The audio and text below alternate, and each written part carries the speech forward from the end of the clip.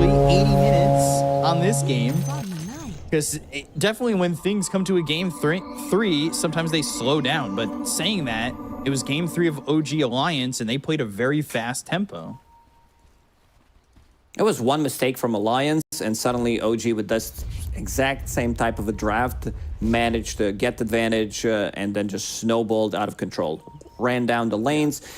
This lineup doesn't rely on any cooldowns. Like, you misuse your song, you misuse your Echo Slam, you don't get the kill, they're gonna out-heal you. They also have global presence, a bit of it, with Underlord's Fiend's Gate, relocate so they can go back to base, heal up, and come back and take another fight. Do we see any first blood? It was Kitrak who died last game on first blood. Well, doesn't look like anybody should die, but they do have some eyes on Kaori, on the Shadow Demon. And we'll end up being two apiece. You're a beautiful person. Tier 2000 tried to go for the deny, illusion expired. Again, not enough damage in the lane to kill OG's off lane. Same lane that they played in the previous game. IO plus Underlord, a lot of sustain. DM starting with 2 gauntlets, which makes him super tanky. Also, damage output from Nagasaran early on isn't the highest. So OG's off lane should be good. How's this, what's the killer lane? I know I love asking you that question, but what exactly is the lane that Top lane for sure. This is gonna be where first blood happens. I'll keep my eyes top. Sit my camera there. Make sure I catch it. And with this last pick of the Earthshaker, do you think it was a good enough last pick overall? I think they have limited options, knowing Tobi's hero pool and also what was left. They left his Lycan in the pool, but also they did not want to pick it into what they got. So now they need to go with Earthshaker. I think it's an okay Earthshaker game, having this instant stun against Puck that we mentioned. Once you pick up the Blink Dagger, Luna, Illusions, also OG, they want to group up, so that means like Echo Slam is going to be there. You can also stop them from going high ground with one Fissure, block them off completely. By the way, back in my days, that was not allowed. I don't know if you're aware of it. Tobi, in trouble. Like, you couldn't block it. That this was illegal move. Like illegal, like... You can't do it. You couldn't, like, buy 2 mechs. Like, you could only buy 1 Necro book at the time. Like, there was no restrictions in the game. There was just, like, rule that tournaments did have. Huh. Well, these days, not the case. Yeah, back in the days, you also couldn't buy Blink Dagger on Pudge, Blink Dagger on Vengeful Spirit, because you could, like, blink into trees and block people off, so they would be stuck there, which was also considered illegal. Thank God the rules have changed. Yeah. Man. That was one of the biggest You're talking about changes. these old rules, making you sound like a, you know, get off my lawn old man. You're a beautiful person. You're a beautiful person. One of the biggest changes, like back in Dota 1 days, 648B, Blink Daggers were canceled by when you take damage. Before, you could blink out instantly. Like, you take damage, you don't care. You're just like, okay, I have Blink. What? Yeah, it's the way it worked. That's why we have balance patches. Just blink. Okay. Upon a loyal warrior. All right, everybody giving Biziem a tip. Man, I'm dumbfounded by all these rules and restrictions. You imagine? I'm sure there were a bunch of them. It's just that I don't recall most of them now. Were you not allowed to hit creeps with Fissure at any time? Like no. In the middle of a team fight, and then Fissure goes down, hits creeps. Stop the game! You're eliminated. Get out of here. the Fissure hit the creeps. That's not allowed. It's just like read the sign. Stopping them from moving, like stopping the creeps from moving, was also not allowed. Like, you couldn't do that. No body blocking? Body blocking was okay. Okay. As long as that. Are you even listening? Illegal versus legal. You had to know. All right. Back to 2023. Things have changed. Yeah. The graphics look so much better these days. Man. Also, numbers written on everything. It makes the game much easier. Underlord CSing completely uncontested. As you mentioned, this bottom lane doesn't put any pressure on him whatsoever. And they're also farming the small camp, maximizing the farm. Kaori is going to steal one of those. So is Seb.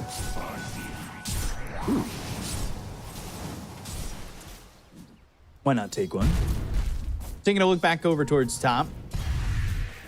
Couple of denies for the Earthshaker, but he's not really CSing that well. 11 and 3, now 12 and 3. Puts the second point in Enchant Totem to have some extra damage, but you don't have this setup for Fisher. OmaR still saving 2 points, deciding what he wants to go for. This Sacred Arrow did secure him a couple of range creeps. Seb, by the way, moving over towards mid to heal up Biziem. And he's got an empty bottle. Biziem would love to fill that up. 4.5 minutes in, yet to see first blood, as bottom lane, like you said, it's uncontested. Top lane, thought we might see a kill earlier, and maybe we do right here with the magic missile flying out, but Enchant Totem stopping Yuragi, and they also had that leap. Get some distance out there. First.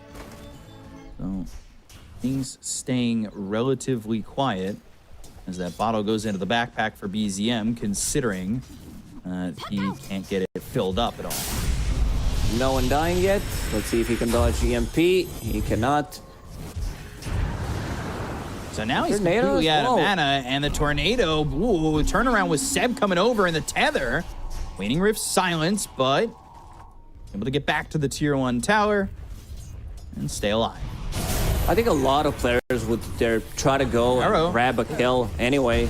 Arrow did hit. Top lane, the Enchant Totem, Yuragi getting low. Yuragi falling to Kaori with that Shadow Poison. Pretty good combo there, as they had Kaori come over. They use that disruption. They land the perfect arrow and get a kill onto the Luna to start the game off. Nice move from Kaori. He understands that bottom can't really touch this Underlord. So leaving some solo XP. 48,000 makes a move. They get the kill, and now trying to go for another one. OmaR even puts a second point in arrow. Wants to lower the cooldown on it, increase damage. Avoids the tornado, but now they've got the tether. EMP uses that illusory orb to jaunt away. And the 6-minute rune is a regen top that will be picked up by Newt. He's pretty happy about that one. We'll go back to full HP, full mana. 1 value point in Exort, so he can de-push the wave, use Meteor in the mid lane. OmaR with the arrow. Venge is going to die here. It's just a question of to whom, and it will be to Tobi. So, just getting a couple kills around the map. Not really having that early presence here for OG just yet, as they were able to leave TA2000 alone, like you said, and that means they really do have that potent combo of the disruption and arrow. XP rune. What do you? About to be picked up by OmaR. They're going to be moving around together a lot. This is also, have in mind, something that we didn't mention. Shadow Demon has been one of the best counters throughout ages against Luna. Terrorblade with reflection, because everything works on those reflections. Like you get the aura, you get Moonglaives. Shadow Demon is also that hero. Like Luna super farmed, uses disruption on her, plus Demonic Purge, you can get the solo kill. You can always get the farm. Luna will be like pushing the waves with Manta style. You create illusions of those illusions, and then you get the farm. Right. Bottom lane, Pit of Malice, it's down, but Noob's here. Made the rotation to get the kill on a DM. They were thinking about TPing in another one. They don't even need it. So it's now 3-0 in favor of Radiant's top tower And DM was leading the net worth and still kind of is. Sunstrike, while he's not in the lane or the area, which will help them get the kill on Not a Kitrak. good Made trade it for them. 4-0, but then 4-2 as Biziem counters it around with 2 kills of his own. At least Kaori picked up Arcane Rune, which Puck would definitely love to have. They kill Venge, but they lose 2 of them, pushing Puck closer to level 8. And pushing him to the top of the net worth. So ends up getting that bottle refilled now that Kitrak had died, comes in from base, and immediately they smoke up. They want to make a move, potentially over bottom, to get the kill on the TA2000, who's still feeling confident enough to just sit in the lane.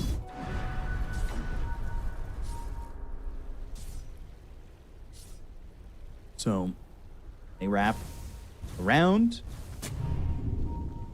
and they'll try to find the availability to go as TA2000 kind of falls back a little bit, doing some good juking. Where's he gonna go? Had his No dance point in shoes Song of on the and- Siren. Biziem. No jump Seems like he from doesn't want to Biziem. chase. Yep. No Dream Coil available, and TA2000 will TP out successfully. Man, that was really well done. Kind of feeling the presence and maybe getting a glance there as TA2000 was able to move around and avoid that gank.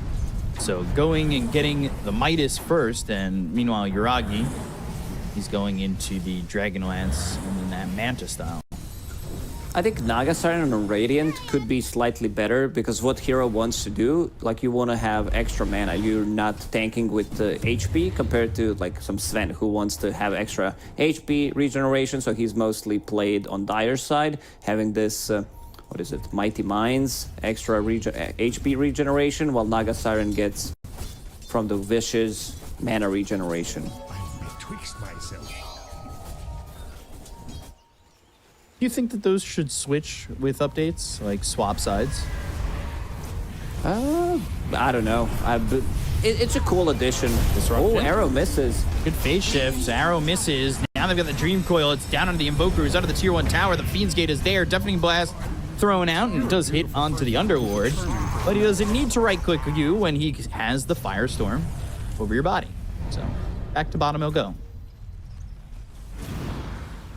Good movement there from OG to make sure that they didn't lose the puck, and then also helping him out with that Fiend's Gate and the turnover from DM. Also getting the kill. Yuragi is farming. Looking at the stack, there's gigantic stack of Ancients in OG's triangle, which Luna is gonna farm later on. OmaR, noob. Gonna get a kill here onto the Luna. Yuragi's been pretty much free farming, except for the one death that he had, but the tornado comes in and the arrow's gonna be right Relocate behind immediately. it. They can't get it off, Good but banish. relocate, Nicely done by Kaori. yeah, means he can't tether, and they're still gonna get the kill into Yuragi anyway. That was really well done. The arrow may not have landed, but they also have Kaori there, and they're also gonna find this IO and get the kill on a Seb. So now Earthshaker does have Blink Dagger available, Echo Slam as well. Slowing them down with like each one of these deaths. OG's draft, like it's very tempo based. So what they want to do is get those 2-3 items that we mentioned and then group up, go together, take the towers, and just move as a unit. Same thing that happened in the second game when they played against Alliance yesterday. Biziem trying to set things up in the top lane. They don't have relocate, they don't have Fiend's Gate for a couple of seconds. Dire's top tower is under attack. Radiant's middle tower. Biziem going Blink Dagger after this Witchblade. Dream Coil committed, Illusory Orb, Fiend's Gate, Kaori coming over. He'll have the disruption. The Magic Missile's not in time to stop the disruption from hitting the puck. Arrow eaten by Kitrak as well as the Tornado. Swap to get away from these heroes. Now the Illusory Orb, Kaori's in trouble. He'll be the first one to fall to Seb. The tether's onto Yuragi, thinking about going in for more. But Noob will TP out, and the leaps away from this Mirana means OmaR escapes as well. Using global presence that they have, Fiend's Gate to relocate, about to be available in 10 seconds again. Noob immediately goes to the mid lane, tries to get some pressure on the tower. But Tobi didn't use anything in the previous fight, like no Echo Slam, so they did show that Blink Dagger is available.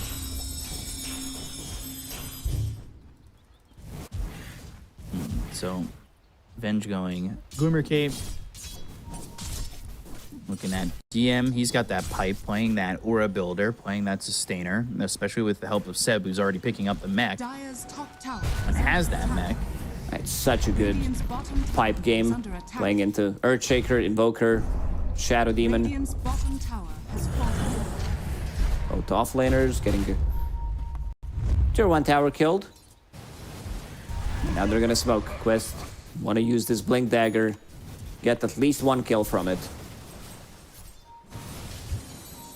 Yeah, try to debut it and get something out of the first movement. But they've got Biziem. Coil. It's on a Found TA2000. TA2000. And they've got the Firestorm. They'll get the kill. The smoke movement's a little bit too late. But Noob's coming over. Blink, Echo Slam, as well as the swap of the Fissure lands. He's on the backlines, goes into the phase shift, turns it around on a Noob. Trying to get this kill. Will do so. Kitrak's got the credit for that. And Tobi's in no man's land. Magic Missile as they look for a high 5. And they will get a third, taking out Tobi. All 3 cores on the side of Quest Esports dying in that fight. Like Earthshaker, he finds an opportunity, jumps puck, but they're ready. They have mech pipe, swap, damage reduction, and will steal enemy XP And throw a rune. ward down.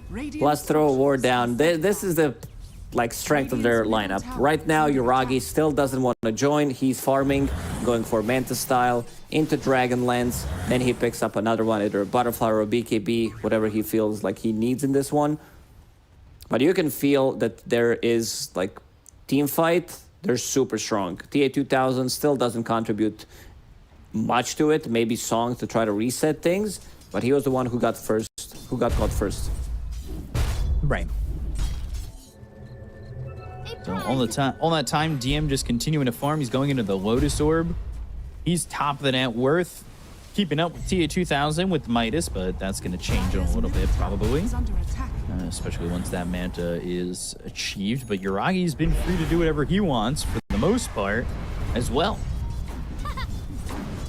These 4 cores at the top are pretty farmed, and now there's a big stack being taken by Yuragi. A lot of stacking. Sebastian, 8 of those stacked. DM, he's not stacking. He's just chilling in the lane, being unkillable pretty much. Gonna take them a while to clear those, but at least Lunar Blessing is maxed out. Moonglaives as well. Radiant's bottom Pops the tower Manta style immediately. It's a big chunk of gold. Might push Luna to the top of the net worth. Let's see. Dream Coil, by the way. Invoker caught again. They've got Doesn't the swap. snap it. It won't snap It's still it, enough. but they still get the kill. Yeah. That's definitely the idea. Ooh, Echo Slam. There's the kill on a BZM. At least a good exchange. If they don't lose Tobi, they need to catch vision. They on have him. no sentries. Kitrak don't did have. place. There's the Underlord who has dust, but he was out of range. Nice Moonlight Shadow. Tobi is gonna farm it. This could be, Dire's a middle tower is disaster for him.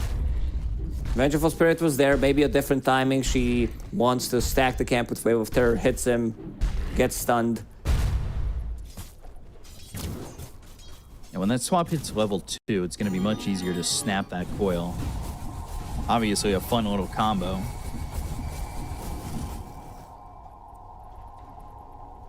Yuragi not quite breaking the top of the net worth. And TA2000 has his courier ready at the secret shop, which is not that much of a secret. Yeah, maybe we should change the name of it. Like every It should be single called- player it that should be plays side shop. Dota 2 actually knows where the shop is. It should be hidden. You should have to dust. It should, to no, be it able should to be print like things. randomly placed. You can't find like, oh, I Yeah. can't buy my Radiance, can't find the secret shop. But you just dust and like it appears out of nowhere. You're like, oh, this is cool. It was such a secret. That would be actually a secret shop. Like they call this the secret shop. It's there like a Starbucks. It's on the corner. Like, you know it's available. Why? We milked it. BKB. Yeah, it went too far. BKB available for Tobi soon as he's getting that gold, getting that farm.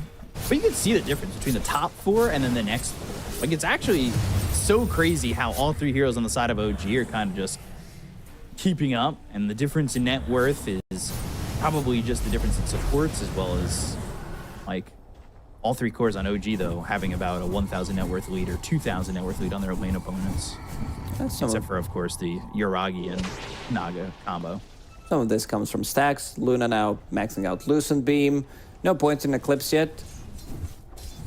Still want to get like other spells maxed out for Eclipse to be efficient anyway. Radiant's middle tower is under There's attack. that Lotus Orb for DM.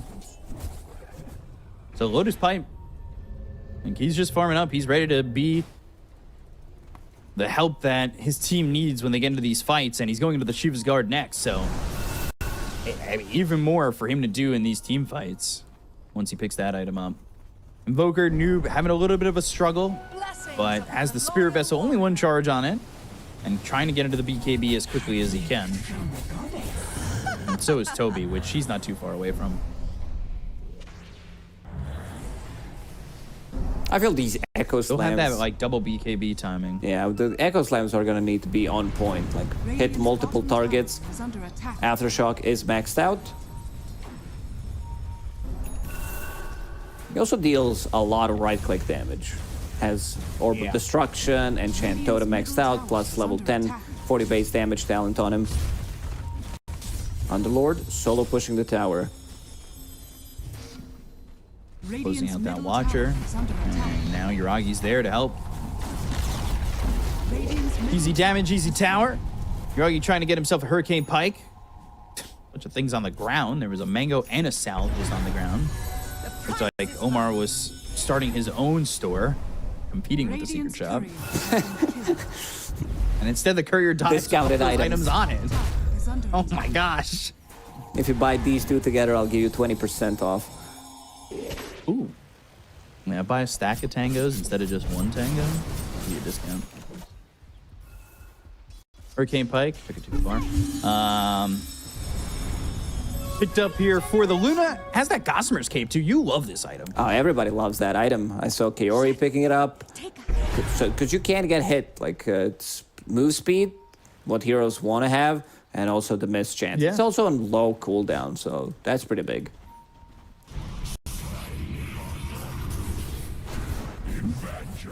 See, managing to blink out because Illusions. those illusions didn't hit him. And now farming with Luna's illusions. That's pretty massive.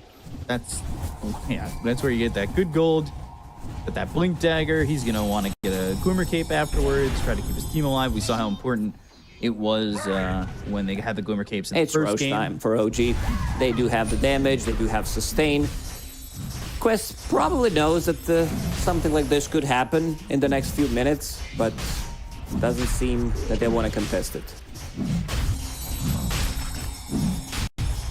Dire's middle tower is under attack. Radiant's bottom tower is under attack. Take this route. Dire's top tower is under attack.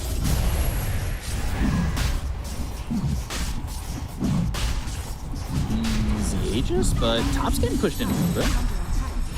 They can go through the gates, they can go with relocate, so still getting some farm on the map while the rest of the team is there maybe defending. Puck, again, if he's not getting Echo Slammed immediately, they can't really catch him. So also if Disruption plus Arrow doesn't connect at the right second, he can phase shift it off. Radiant structures are fortified.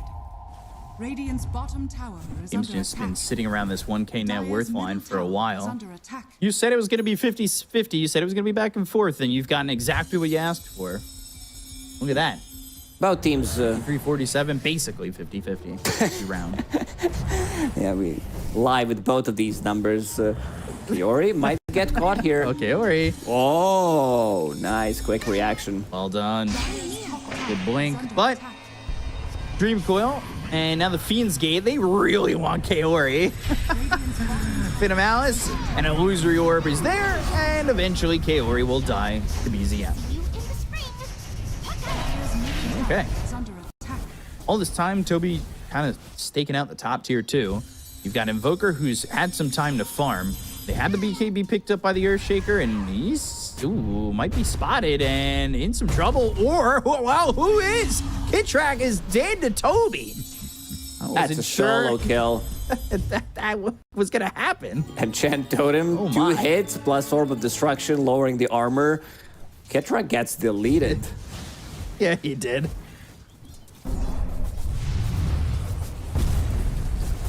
I was like, I saw that happen. I was like, oh, yeah, Tobi might be in trouble if there's just a magic missile. And then all of a sudden, the health bar went from 1088 for this Venge to like 100. Earthshaker There's does that back a BKB, punch. so BKB is also available on him. BKB timing. What does Yuragi have now? He's picked up that pike and he's saved a bunch of gold to go for the butterfly. Wants to have evasion against Nagasiren. We've seen like the Nagasiren matchup in the first game Is under attack. when he was playing Medusa, also picking up that butterfly. And Nagasiren also going for butterfly of her own. Kaori TPing and escaping. There's the Guardian Greaves for OmaR. Under attack. When we're trying to play some vision down, there are quite a bit of sentries from both teams around and scattered in the mines. The bottom tier 2 is going to drop to Yuragi. No way for them to stop it when they're not there. They have 2 minutes. And Seems Yuragi like that's going to be instead. the first high ground push. Tobi needs to be there to either block them off, just like Tornado, use the Fisher, arrow. arrow connects. And the Meteor. There's the Fissure. Has Blink ready with Gossamer Echo, but Cape. Blink and yeah, Gossamer's Cape keeps him from getting hit. Sunstrike. Deafening Blast. Oi! Backlines. Uh-oh. Arrow, not Can they the get right there? timing. Goes in between the heroes, but they did successfully stop the push from OG. I don't think they're going to go for the high ground without having Aegis, so probably going to farm, try to get that second Aegis, get one more item on Luna, maybe even 2 of those. Because Luna dies. Like, we've seen the power of Shadow Demon, Illusions, also setting things up for the Arrow, Sunstrike, Fisher, Echo Slam afterwards. So not going to be that easy to siege. I think Quest, they're in a good spot. Like, they have counters to Luna, they have Shadow Demon, which is like one of the better counters in the game for Luna. The stronger she gets, the stronger those illusions are. It looked like maybe the backlines of OG wanted to go in, but at the same time they were dealing with some illusions and never really made the jump. They also saw the Luna die and could have potentially also been waiting for maybe Quest to feel confident enough to move forward after getting that Aegis out of the hands of the Luna. Haste. But there's the butterfly. MKB next on the list for Yuragi. Hex for TA2000. He's also got a butterfly. Same story as game 1. Both of them trying to figure out, like, one guy's buying MKB, that's gonna be Yuragi to deal with the evasion, and Nagasiren going for Hex. Instant Hex against Puck, and also because you're tanky enough with this heart means that you will be getting multiple Hexes in a fight. Still a little worried for just Luna. You get Demonic Purged in the middle of a fight, illusions on top of you, you're not moving, so they're just gonna need to be like swap, relocate out. A lot of these things that you can throw in her will be dispelled anyway. Like Glimmer Cape, Medallion, Soul, or whatever. Sunstrike used on this Tormentor. OmaR is going to get that shard, so he'll have that upgraded leap. It's a little okay. A 5,000 net worth lead here for Quest all of a sudden. Kaori is following where Luna is. Wherever there are Luna illusions, he goes in there, Glimmer Cape, Blink Dagger, and continues to farm that lane. Yeah, he's got a lot of gold. The support's way more farmed on the side of Quest than they are on OG. OG's getting out farm right now. What they want to do is run together, while Quest, they don't mind. They have Nagasiren, they have Shadow Demon pushing one wave. Earthshaker's been constantly in this outer ring, farming, then showing up in the lane, using Fissure and Enchant Totem, pushing it out, and then disappearing. Seb again, going for Hand of Midas. Is it forcing OG maybe to have to make a move? Next Roche, OG will definitely try to go for the high ground. All they want to have is Luna Aegis, have that extra life, have that extra sustain. Roshan, potentially in 1 minute and 30 seconds. So Luna will have another item, whether that's gonna be MKB or a BKB. One of KBs, for sure. Dire's middle tower is under attack. Wisdom Rune available. Yuragi wants to pick that up. He's only level 15. That'll push him to 16, while TA2000 is almost level 20. So the experience difference is actually favoring Quest by a little bit. Nagasarn also not the hero that gets most XP, since you are farming a lot of these camps with illusions. Does have Hand of Midas. I think this is where the difference comes from. Also, Luna is tethered up to Io, so he's soaking up some of that XP. Yeah. They do the Tormentor, they get Kitrak, his shard. That's going to be the magic missile now bouncing. Things have stayed relatively quiet while now Seb, he's got this Midas. His idea is BKB or Heart. They want to scale, that's why they are... Oh, Echo Slam top. DM? Yeah, they get a kill here onto the Underlord. And they just Moonlight Shadow and leave. Earthshaker buys out on the Ags after that. OG kind of losing a lot of control in this game. It felt like they were the ones who were controlling the map for a good portion. And now things got really quiet to the point where Quest, after stopping the Luna push bottom, they feel like they have control of the game and are really the ones putting the pressure on. Yeah, I don't know if OG is going to be able to fight back. Like, we still haven't seen the power of their lineup. We haven't seen them 5-man strong, hitting together like a target in a full team fight. Roshan, minute and 20 seconds. Going to be on Radiant side.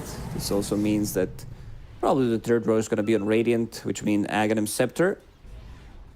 MKB in the end for Yuragi, and they're going to smoke. Radiant are scanning.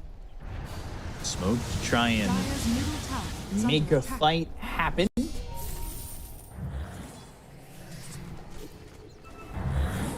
But who's going to take the better of the fights? TM can come in with the Fiend's Gate. He's going into the heart, but not going to be in the fight immediately.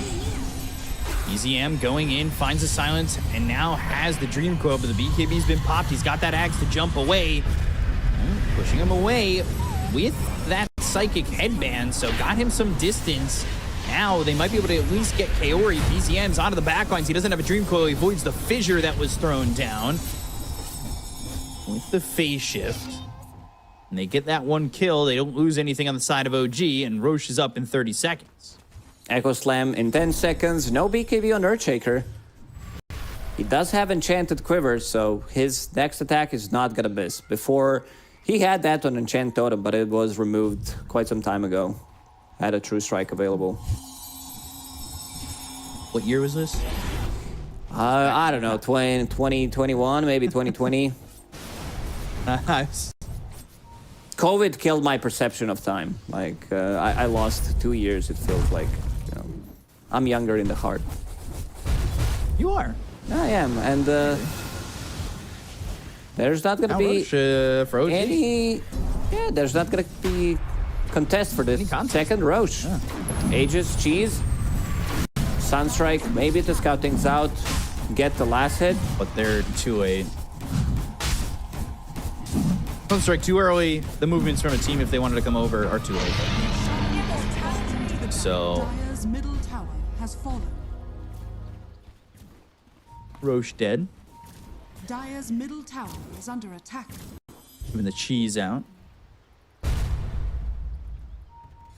Oh, only that second Roche. And ooh. Like Shadow used in Quest. starting to back away. However, Yuragi and Seb, they're not going to run into Earthshaker. They know exactly where he is, though. Network still keeps over. For Quest. Yeah. EKB, relocate, already committed. The damage isn't going to be enough, and he has to TP out. Buying time, delaying this ages. Quest, they understand what they need to do. Constantly sending out these illusions to the mid lane, whether these are Luna illusions from Shadow Demon or just illusions from TA2000. Doing some good damage to tier 3 tower.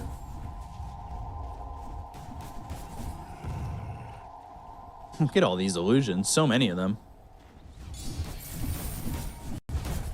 You can make illusions of your own illusions, and all of a sudden, you just really end up pushing. They're going in again. Anybody in harm's way. Look at all these some illusions. top, sending some mid. Infestation. Tower is under attack. Kaori creating illusions of those illusions. Tier 3 tower down to half HP. This is gonna stop OG from pushing because they need to deal with this. Even though they have global presence with relocate plus Underlord ulti, they can't find any openings.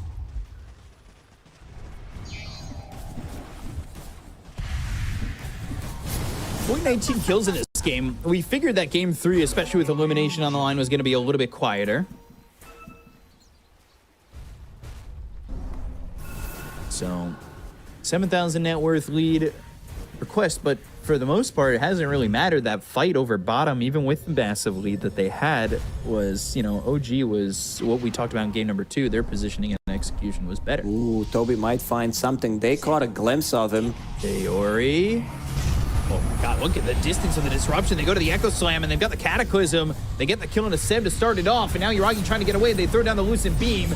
As DM's off to the side, hit with the Fissure. They've got the Totem to jump on top of DM and get the kill there. As Kitrak, he's going to be falling as well. They took the Aegis out of the hands of Yuragi. He's popping the BKB and trying to run. Pops the Eclipse. Double buyback. There's so many illusions, and now they've got the double buybacks. Yuragi getting over to the side, but is he going to have enough? He'll eat the cheese and get back to full health. And Seb tethered up on him. Biziem taking a lot of damage. They aren't quite getting these heroes low. Song's still available if they want to reset. He's able to stand his ground. Song. Ooh. Arrow They've got is available. the lockdown. Can they time it? And the Yes, arrow. they can. And the kill.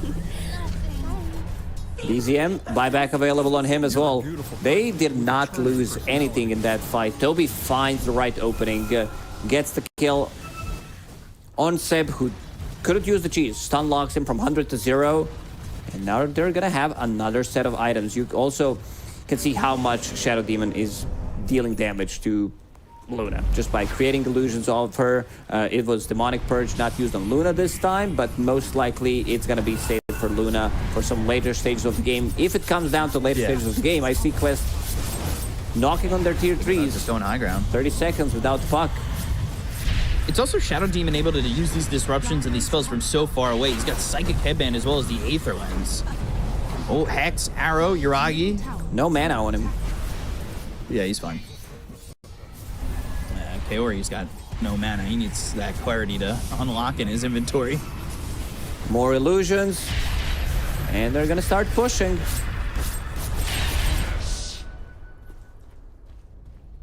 Tier 3 already gone. Tier 3 mid damaged. More than 2,000 HP. Quest are really in a good spot. I mean, OG, they were never 5, I feel like, in this game. What they wanted to do, Quest, they also understood that they need to split them up as much as possible. I'm looking at the minimap. All these dots, orange and purple ones, these are Shadow Demon illusions and Naga Siren illusions. Very frustrating to deal with. I've never quite found the opportunity to have a good fight, and they're down 15,000 net worth. There's always something pushing into this top lane. Range barracks. This is gonna get killed eventually. If they keep playing like this.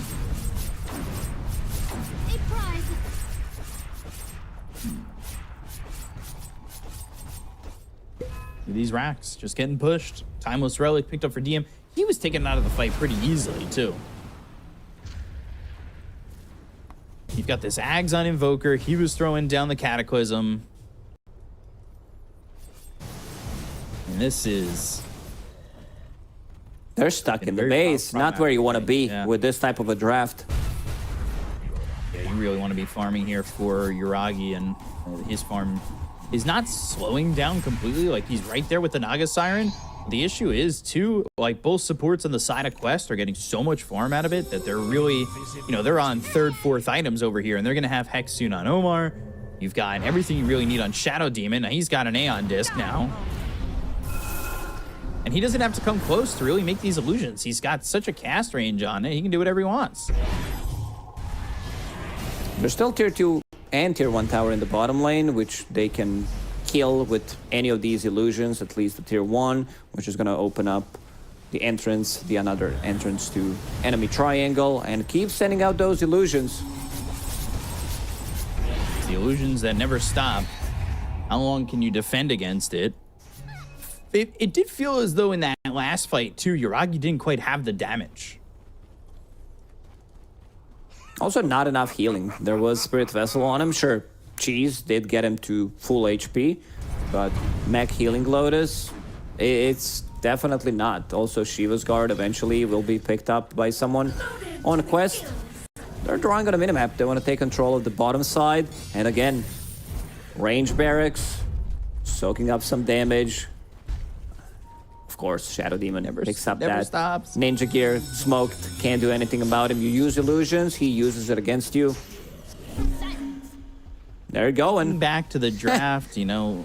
Luna is, into Shadow Demon, and he just lost Barrack. Boy.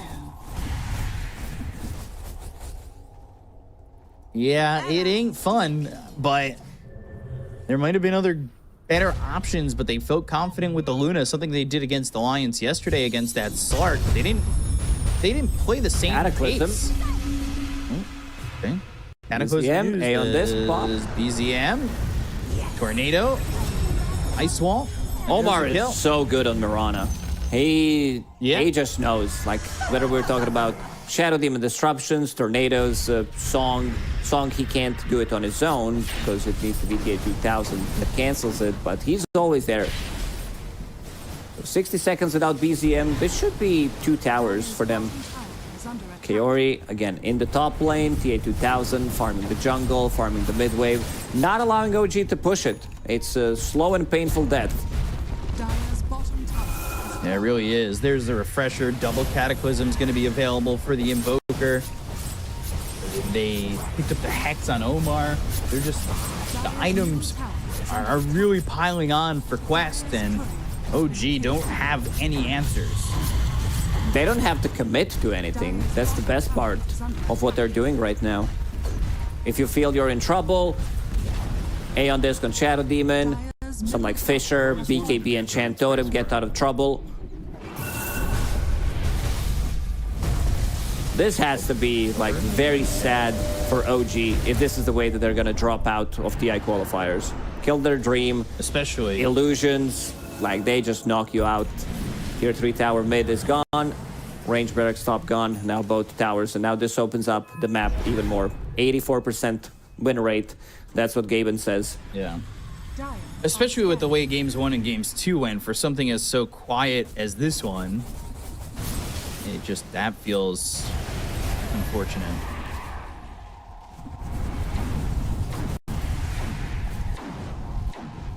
Third Roche on Radiant side. That's Aghanim Divine Reaper Scepter. time for Luna? If they want, maybe, if they want to just like run it and try to get into one fight.